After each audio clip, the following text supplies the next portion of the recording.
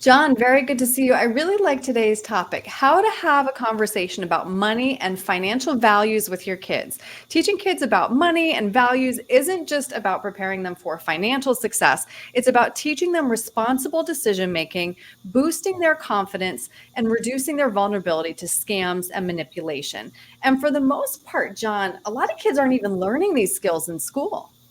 Sure, and I think a lot of it has to do with your district and your Right. state. But I think it is actually becoming more prevalent in the schools where they're trying to teach more of this than perhaps when you and I were in school. Mm-hmm. I know.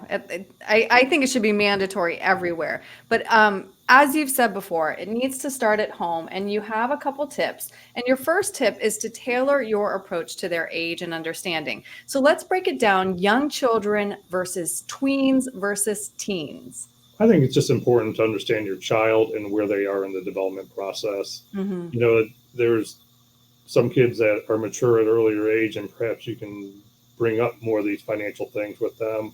There's others, like some of my kids, that it would be if I tried to bring up too much of it, they'd almost turn it off. So I think you have to know your children. You have to kind of understand where they are in their life and try to adjust and use things that they need and want to help work through that.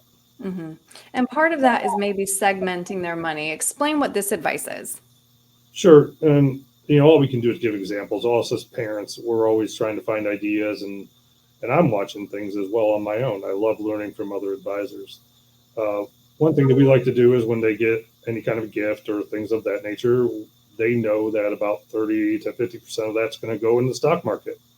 And what does that do? That teaches them how to go in stocks and how stocks over a long run can actually make them quite a bit of money. It also Hmm. gives them the ability to understand that, hey, when you buy into these companies, you're a part owner of it. And it's kind of a cool feeling. Hmm. And so those are the type of things we do. I think it's also important to put that share tab. Some people see that as tithing. Some think it as giving to their local charity.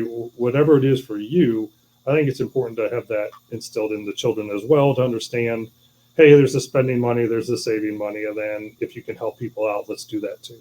Right. And you mentioned also a vision board for your older children who are maybe saving for a big purchase. Sure, and it may not be a vision board. It could be, a lot of times we do this during maybe the Christmas time period, maybe a birthday. Um, we like to have them have, um, you know, um, some skin in game. I think Hmm. it's important to have skin in game when you're buying that bike. They want a computer. A computer is very good education wise. So as a parent, you're thinking, okay, I'll just go get it. But will it mean more to them if maybe they had to buy part of that Hmm. gift or part of that bigger gift?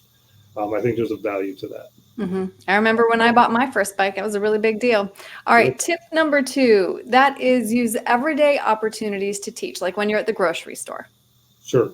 And if we go into the grocery store, it could be, and really for, at least for my kids, it's, when they're on their video games and there's things that they can buy, or they also get birthday money, and also they want to buy some sort of gadget on Madden or whatever it is. It's important to, I think, use those opportunities to teach them that, hey, was that worth it? Have that conversation with them. And they may say, yes, I'm really glad I got that. But then I have other conversations with my children. They'll say, you know what? I really didn't need that. I kind of wish I still had the money. And Hmm. I think having the conversation is the term. Having the conversation with your kids about the financial thoughts that they have. Hmm. Hmm. Well said. All right, and last, of course, lead by example. Sure, and this is probably the challenging one for all of us all as parents. And what I've found is that the skills I want to give to them, there's been times where I've questioned, hey, you know what? Am I doing that myself? Hmm. And so lead by example is a very important thing because they're watching everything we do. And Hmm. so if you're saving, if you're talking to them through bills, or maybe you're lowering maybe you're lowering your heating down to a lower number and say, hey, we're doing this so we can save a couple of dollars. Um, Helping them, and just don't do it. Teach them why you're doing it. Hmm. And obviously as parents, it's a moving target. You're always figuring it out. It's true. But all these little things I think help, and it's always great listening to other people and what the ideas that they have. Right. Yeah.